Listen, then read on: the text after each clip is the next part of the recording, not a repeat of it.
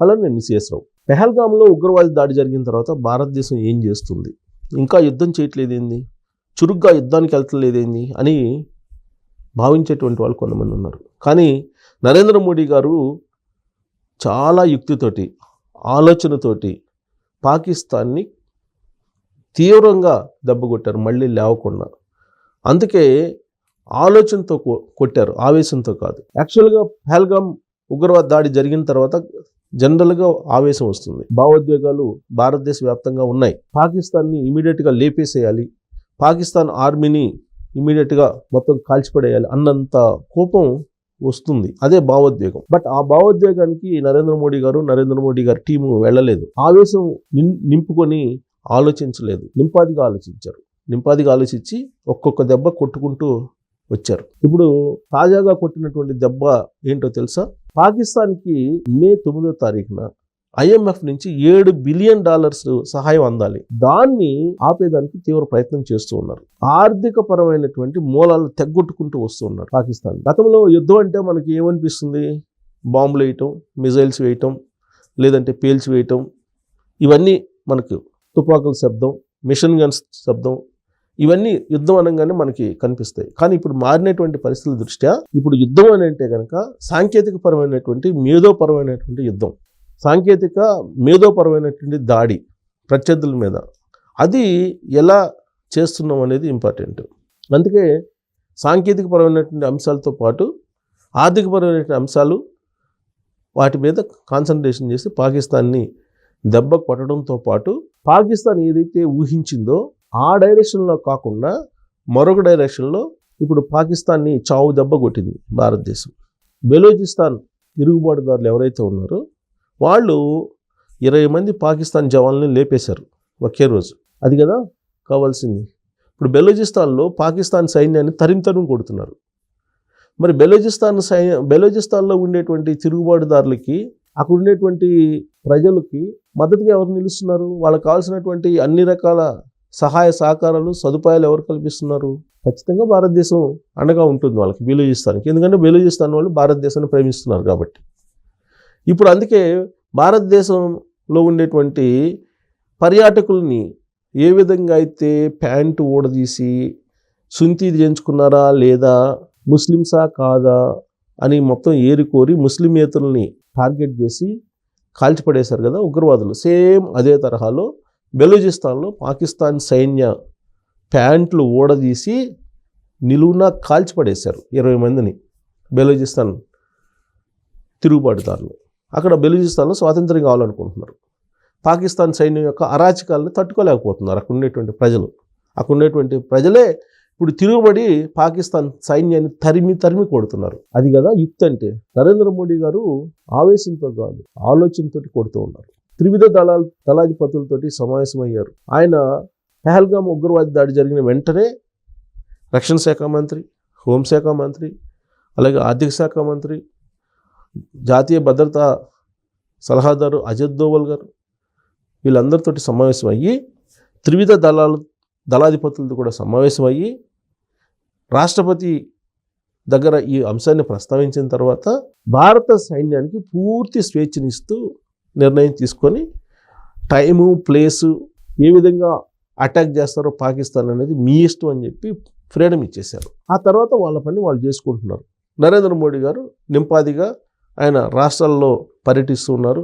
ఆయా రాష్ట్రాల్లో అభివృద్ధి కార్యక్రమాలకు సంబంధించినటువంటి వాటిని ఆయన ప్రారంభిస్తూ ఉన్నారు. అయినంత మాత్రం చేత పాకిస్తాన్ ఏం చేయట్లేదా అని అంటే, ఫస్ట్ ఫేజ్లో ఏం చేశారు? సింధు జలాల్ని విడతల వారీగా ఆపేస్తున్నామని చెప్పారు.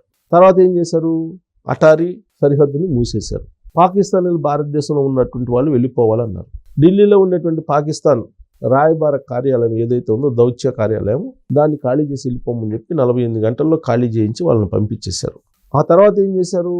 పాకిస్తాన్ విమానాలు, ఎయిర్లైన్స్కి సంబంధించి మొత్తం కట్ చేసేసారు. అలాగే పాకిస్తాన్కి సంబంధించినటువంటి వస్తువులు దిగుమతి కాకుండా బ్యాన్ చేసేసారు, నిషేధించారు. మొత్తం భారత గగనతలంలోకి పాకిస్తాన్ విమానాలు ఎంటర్ కాకుండా, అసలు ఎయిర్లైన్సే ఇండియాలోకి రాకుండా బ్యాన్ చేసేసారు. సో ఇక్కడ ఇలా పాకిస్తాన్కి సంబంధించినటువంటి అన్ని రకాల ఆర్థిక మూలాల్ని, సాంకేతికపరమైన మూలాల్ని మొత్తాన్ని తెగ్గొట్టుకుంటూ వస్తున్నారు. మరోవైపు అరేబియా సముద్రంలో ఐఎన్ఎస్ విక్రాంత్ మిజైల్ టెస్టులు చేస్తూ ఉంది.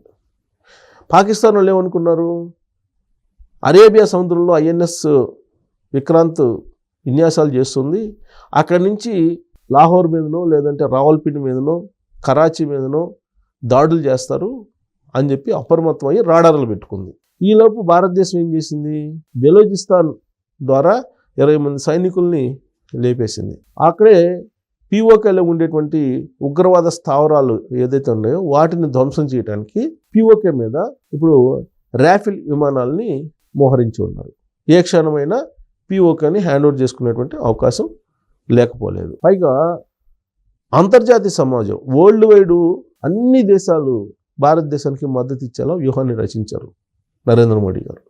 పాకిస్తాన్ ఉండకూడదు, పాకిస్తాన్ని నిలువరించాలి, ఆ దేశం ఉగ్రవాదులు ప్రోత్సహిస్తుంది అనేటువంటి అభిప్రాయానికి అంతర్జాతీయ సమాజాన్ని తీసుకురావడంలో సక్సెస్ అయ్యారు నరేంద్ర మోడీ గారు. అంటే యుక్తితోటి కొట్టారు, ఆవేశంతో కాదు, ఆలోచనతో కొట్టారు ఆయన. సో ఇప్పుడు లాస్ట్కి ఇప్పుడు యుఎన్ఓ కానీ అంటే ఐక్యరాజ్య సమితి, ఐఎంఎఫ్ కానీ ఇవన్నీ కూడా పాకిస్తాన్ గురించి ఆలోచన. పాకిస్తాన్కి అసలు ఎందుకు సహాయం చేయాలి, పాకిస్తాన్కి అసలు ఐక్యరాజ్య సమితితో మెంబర్షిప్ ఎందుకు ఇవ్వాలి, ఇలాంటి ఆలోచనలు ఇప్పుడు చేస్తుంది. నేను అమెరికా అధ్యక్షుడు కానీ ఉపాధ్యక్షుడు కానీ పాకిస్తాన్ని ఖచ్చితంగా నిలువరించాలి, పాకిస్తాన్ ఉగ్రవాదాన్ని ప్రోత్సహిస్తుంది అనే అభిప్రాయాన్ని డైరెక్ట్గా వాళ్ళే చెప్తూ ఉన్నారు. సో ఇప్పుడు తాజాగా ఎయిర్ చీఫ్ మార్షల్ తోటి నరేంద్ర మోడీ గారు సమావేశం అయినారు. అంటే పిఓకే మీద ఎయిర్ ఫోర్స్ అనేది దాడులు చేయబోతుంది త్వరలో. మరి కొన్ని గంటల్లోనే పిఓకేను ఆక్యుపై చేయబోతుంది భారతదేశం. ఆ పిఓకే ప్రాంతాన్ని అందరినీ కూడా హ్యాండ్ ఓవర్ చేసుకునేటువంటి పరిస్థితికి వచ్చింది. ఒకవైపు ఆర్మీ, ఇంకొక వైపు నేవీ, మరోవైపు ఎయిర్ ఫోర్స్, త్రివిధ దళాలు యాక్టివ్ అయ్యి ఇప్పుడు పిఓకే మీద కాన్సన్ట్రేషన్ చేస్తారు. అసలు టార్గెట్ ఇప్పుడు పిఓకే. ఖచ్చితంగా పిఓకేను 100% హ్యాండ్ ఓవర్ చేసుకోవడానికి ఇప్పుడు పాకిస్తాన్ సైన్యాన్ని బెలోచిస్తాన్లో ఉండేటువంటి తిరుగుబాటుదారులు తరిమి కొడుతూ ఉంటే, మరోవైపు పిఓకే మీద రాఫెల్ విమానాలు తిరుగుతున్నాయి, బాంబులు కురిపిస్తూ ఉన్నాయి. దెబ్బకి పిఓకేలో ఉండేటువంటి ఉగ్రవాదులు పరారు కావడంతో పాటు వాళ్ళు బంకర్లోకి వెళ్ళిపోతున్నారు. పాకిస్తాన్ సైన్యం వాళ్ళని రక్షించలేకపోతుంది. పాకిస్తాన్ సైన్యమే ఇప్పుడు పరారులో ఉంది. పాకిస్తాన్ సైన్యంలో ఉండేటువంటి కీలకమైనటువంటి వాళ్ళే రాజీనామా చేసి వెళ్ళిపోతున్నటువంటి పరిస్థితి. సో కాబట్టి ఇంకా ఎవరూ పాకిస్తాన్ని కాపాడలేరు. కారణం, గతంలో మాదిరిగా వాళ్ళు ఏదో సర్జికల్ స్ట్రైక్ చేస్తారు అని చెప్పి అనుకున్నారు పాకిస్తాన్ వాళ్ళు. కానీ ఈసారి అలా కాదు. ఊహించినటువంటి విధంగా ఆర్థికపరమైనటువంటి మూలాలు, ఆర్థికపరమైన అంశాల మీద టార్గెట్ చేశారు ఫస్ట్. తర్వాత ద్వైపాక్షిక సంబంధించిన ఒప్పందాలు, అలాగే ఇరు రాష్ట్రాల మధ్య దౌత్యపరమైన సంబంధాలు, వీటిని పూర్తి స్థాయిలో తెగ్గొట్టేశారు. దాంతో ఇప్పుడు పాకిస్తాన్కి అర్థం కానటువంటి పరిస్థితి. భారతదేశం నుంచి వెళ్ళాల్సినటువంటి ఎగుమతులు అక్కడికి వెళ్ళట్లేదు. అక్కడి నుంచి దిగుమతి చేసుకునేటువంటి వస్తువులని బ్యాన్ చేసింది భారతదేశం. అంటే వస్తువులు అవసరమైనవి పాకిస్తాన్కి ఇవ్వరు, వాళ్ళ వస్తువులు మనకు అవసరం లేదు. ఈ సిద్ధాంతం ఏంటంటే ఇప్పుడు పాకిస్తాన్ని దిగ్బంధనం చేసింది భారతదేశం. సో దీంతో ఉక్కిరిబిక్కిలాడుతుంది, ఊపిరి సల్పునటువంటి పరిస్థితి పాకిస్తాన్కి. కొద్ది గొప్ప చైనా, తుర్కిస్తాన్, అది ఏదో టర్కీ ఏదో మద్దతు ఇస్తుందని చెప్పి అంటున్నారు. కానీ ఆ మద్దతు సరిపోదు. చైనా బయటకు వచ్చి డైరెక్ట్గా యుద్ధం చేసే పరిస్థితి ఉండదు, ఎందుకంటే అమెరికా ఉంది కాబట్టి. రష్యా ఎలాగూ భారతదేశానికి మద్దతు ఉంటుంది. ఇలాంటి పరిస్థితుల్లో పాకిస్తాన్ ఇప్పుడు ఏమీ చేయలేని నిస్సహాయ స్థితిలో కూడా మేకపోతు గాంభీర్యాన్ని ప్రదర్శిస్తూ ఉంది. కేవలం మేకపోతు గాంభీర్యమే. వాళ్ళ అనుభవం ఉంది, మళ్ళీ మేము అనుభవం వేస్తామని చెప్పి మళ్ళీ ఇవాళ కూడా లేటెస్ట్గా ఆ దేశానికి సంబంధించినటువంటి మంత్రి అంటూ ఉన్నారు, అనుభవం వేస్తాం అని చెప్పి. అనుభవం కాదు కదా, అక్కడ ఉన్నటువంటి సైన్యాన్ని కూడా రక్షించుకునే పరిస్థితుల్లో వాళ్ళు ఉన్నారు. ఇప్పుడు ఐఎంఎఫ్ 9వ తారీఖు కనుక 7 బిలియన్లకు సంబంధించినటువంటి ఆర్థిక సహాయాన్ని మేము ఇవ్వటం లేదు, మీ గ్రే లిస్ట్లో ఉన్నటువంటి దేశాన్ని బ్లాక్ లిస్ట్లో పెడుతున్నాం అని చెప్పి కనుక ఒక్కసారి అనౌన్స్ చేస్తే ఆ దేశం అవుట్, మర్చిపోవాల్సిందే. ప్రపంచ పటంలో పాకిస్తాన్ కనపడదు. దానికి ఇప్పుడు ప్లాన్ చేస్తున్నారు నరేంద్ర మోడీ గారు. అందుకే ఇప్పుడు ఉన్నటువంటి ఐఎంఎఫ్ ఎగ్జిక్యూటివ్ డైరెక్టర్ని మార్చారు. భారత్కు సంబంధించిన ఐఎంఎఫ్ డైరెక్టర్, భారత్కు సంబంధించినటువంటి రాధాకృష్ణమూర్తి అన్న అతన్ని ఇమీడియట్గా మార్చేసి కొత్తగా ఉండేటువంటి అతన్ని అపాయింట్ చేస్తున్నారు, కొత్తగా ఈ ఐఎంఎఫ్కి సంబంధించిన అంశాలని డీల్ చేయడానికి. మరోవైపు జాతీయ భద్రతా సలహాదారుగా ఉన్నటువంటి అజిత్ దోవల్కు సహాయ సహకారాలు పూర్తి స్థాయిలో అందించడానికి ఆ బోర్డును కూడా ప్రక్షాళన చేసి 7 మందిని అపాయింట్ చేసి దానికి అలోక్ జోషి అనే అతన్ని చైర్మన్గా వేశారు. ఇప్పుడు ఐఎంఎఫ్కు సంబంధించి రాధాకృష్ణమూర్తి అనే అతన్ని రాధాకృష్ణన్ అనే అతన్ని ఆల్రెడీ ఆయన తొలగించారు ఎగ్జిక్యూటివ్ డైరెక్టర్గా. ఎందుకు? పాకిస్తాన్కి అందాల్సినటువంటి ఐఎంఎఫ్ సహాయాన్ని ఆపడానికి అతని లైజనింగ్ సరిపోవట్లేదు అనేటువంటి ఉద్దేశంతో ఇమీడియట్గా ఆ పోస్టుల నుంచి ఆయన తొలగించి మరొక టాలెంట్ ఉన్నటువంటి వాళ్ళని నియమించేటువంటి ప్రయత్నం కూడా చేస్తున్నారు. అంటే మే 9 లోపల ఇవన్నీ కూడా సెట్ అయిపోవాలి. పాకిస్తాన్కి ఎక్కడ నుంచి ప్రపంచంలో ఉండే ఐఎంఎఫ్ నుంచి ఒక్క పైసా కూడా అందకుండా భారతదేశం ప్రయత్నాలు చేస్తుంది.